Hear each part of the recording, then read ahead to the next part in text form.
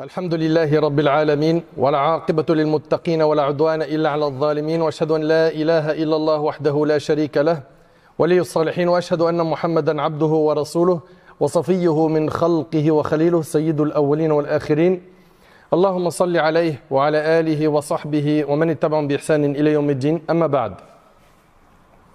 Mes chers frères et sœurs, aujourd'hui avec l'aide d'Allah Tabarak wa Ta'ala, le thème de notre khutbah est « Es-tu prêt à accueillir le mois du Ramadan ?» Es-tu prêt à accueillir le mois du Ramadan? Mes chers frères et sœurs, il y a énormément de monde qui sont en train de se préparer pour ce mois béni. Les commerçants sont en train de se préparer à vendre leurs produits pendant Ramadan. Les commerçants musulmans et non. Certains sont en train de préparer leur café pour accueillir un maximum de monde le soir. Et vous le remarquez que parfois on sort de la mosquée après avoir fini le tarawih et on voit les cafés pleins. Pleins de qui? De nos frères. Énormément de monde sont en train de se préparer. Dans certains pays, chez nous en Afrique, sont en train de préparer des feuilletons, des caméras cachées pour Ramadan. Il y a énormément de monde qui sont en train de se préparer actuellement. Et quant à vous et moi, est-ce qu'on est prêt à accueillir ce mois béni, cet honorable invité? Il ne reste plus que quelques jours qui vont passer très vite et on va se retrouver dans ce mois dans lequel les portes du paradis sont ouvertes, les portes de l'enfer sont fermées. Ce mois dans lequel les rebelles parmi les démons sont enchaînés. Ce mois où les bonnes actions sont multipliées. Et chaque croyant est censé être heureux à l'idée qu'il va bientôt rencontrer le mois de Ramadan.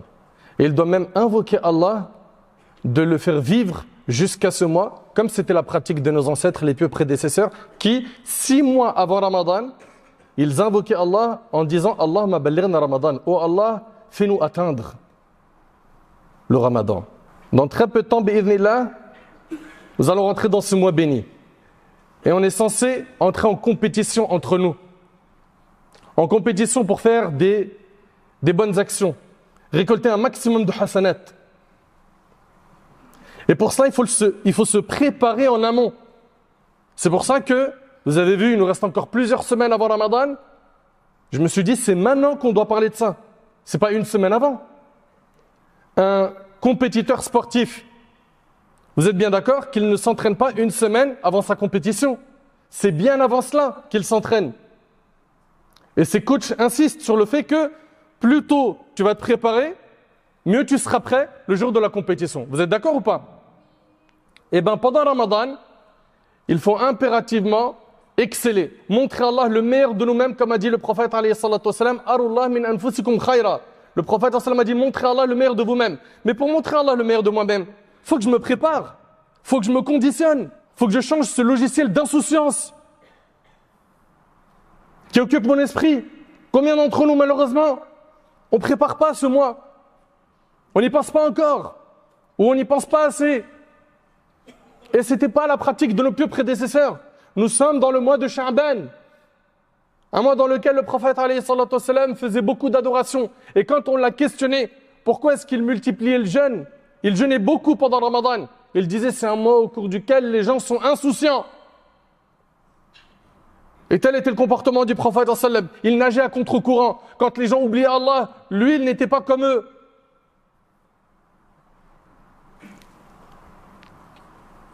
Allah tabarak wa ta'ala, il dit wa fi dhalika falyatanafasil mutanafisun. C'est pour obtenir cette récompense, ceux qui veulent le paradis, c'est pour obtenir cette récompense que les hommes doivent se concurrencer. Vous voulez le paradis, il faut de la concurrence. Pourquoi on ne l'a plus? Pour faire le khayr, pour faire des bonnes actions, pour apprendre des sourates, pour s'encourager à venir à la mosquée, pour lire un maximum de Coran chaque jour, pour maîtriser ses membres et ne pas tomber dans le haram. Pourquoi on n'a plus ces compétitions, surtout chez nos jeunes? Pourquoi est-ce que les compétitions aujourd'hui, on les voit que dans le haram? Ils se concurrencent dans celui qui va fumer le plus. qui va boire le plus, qui va forniquer le plus. Et il s'appelle Mohammed. Et elle s'appelle Fatima, elle s'appelle Maryam, elle s'appelle Aïcha. Pourquoi que la compétition dans le haram? Allah Ta'ala nous demande d'entrer en compétition pour avoir le paradis. Mais pour avoir le paradis, il faut se retrousser les manches. Et il y a des choses qui vont être difficiles à faire. Pourquoi? Parce que l'âme, elle est incitatrice au mal. Et le diable, il ne se repose jamais.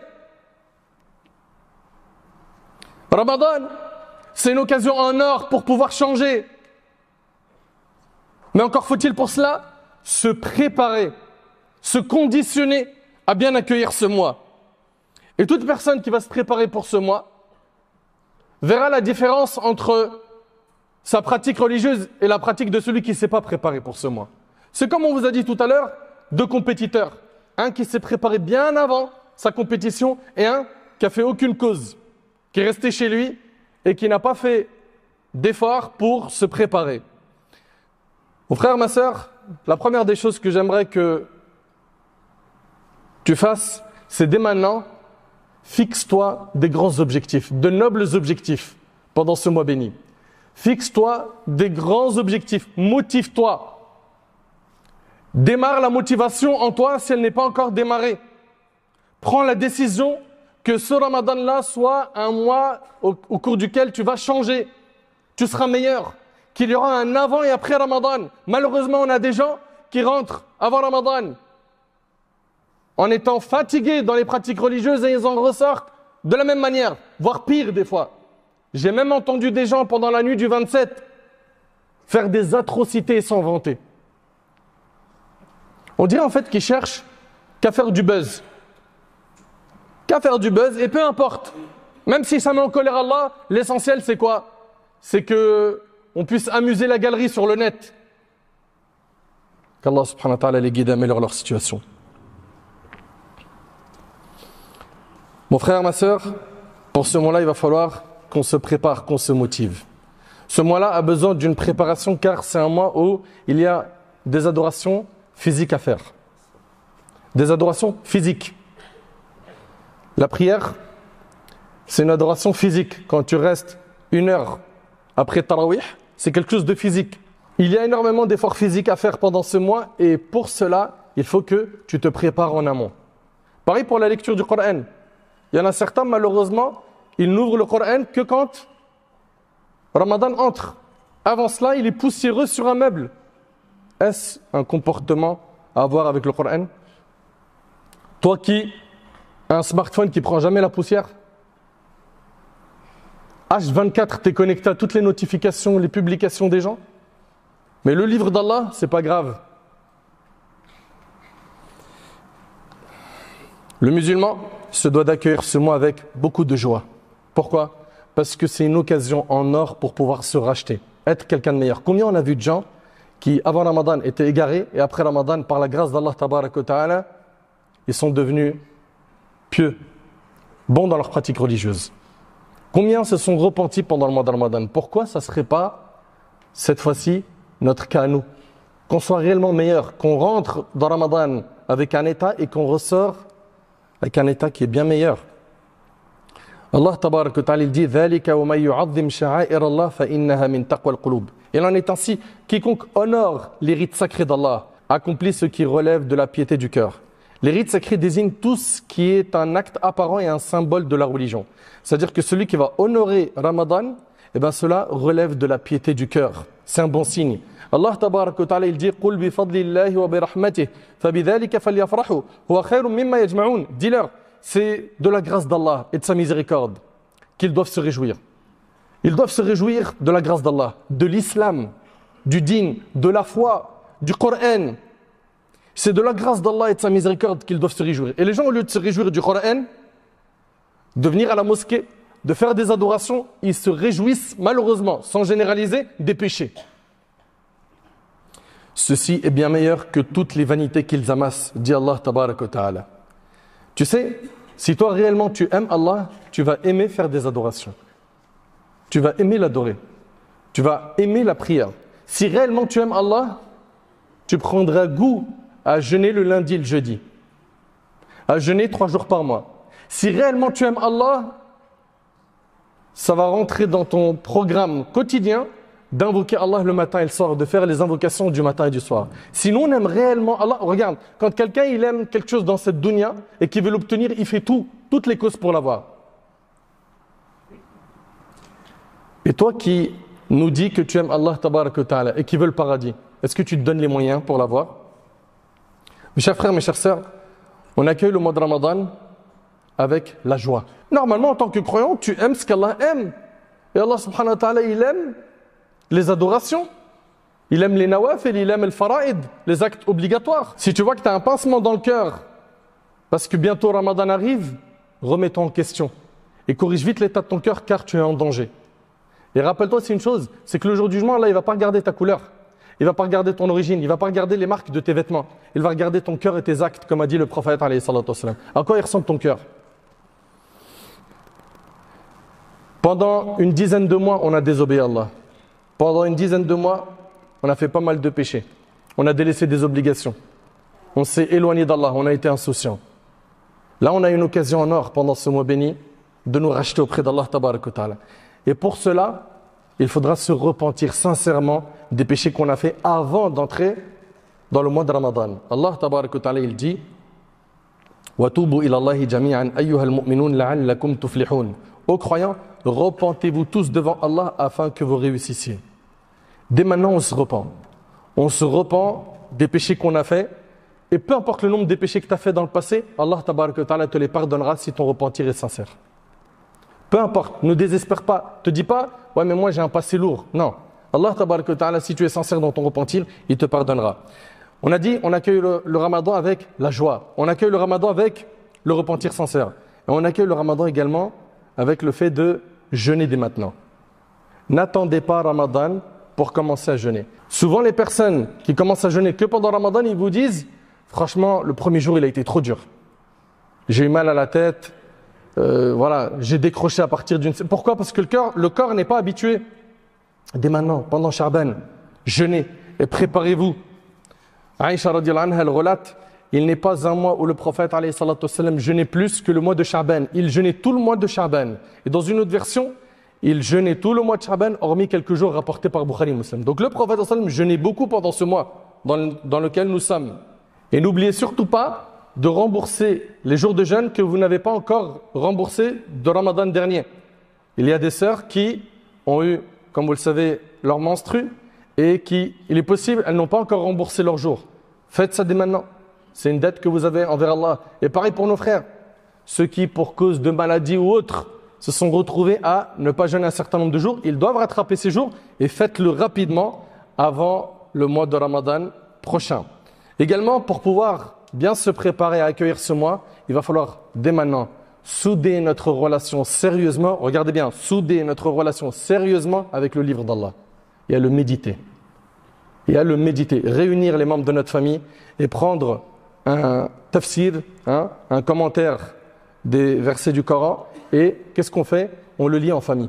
Ou tu le lis seul, dans la mesure du possible, et tu commences à t'enrichir spirituellement en te connectant concrètement au livre d'Allah, en le comprenant une bonne fois pour toutes. Combien de fois on a parlé à nos jeunes, on leur a dit, mais vous avez appris quelques sourates, est-ce que vous les comprenez? Non. Et ils vont apprendre des clips en anglais ou en n'importe quelle langue. Et il va se battre pour avoir le sous-titrage, pour avoir la traduction, et après il va te l'apprendre le clip en anglais et en français. Et le livre d'Allah, la parole d'Allah, tu récites pendant tes prières des sourates que tu ne comprends pas jusqu'à maintenant. Anas ibn Malik radiyallahu anhu, il dit que les musulmans, quand le mois de Sha'ban entrait, ils se consacraient à la lecture du Coran. On est dans le mois de Sha'ban.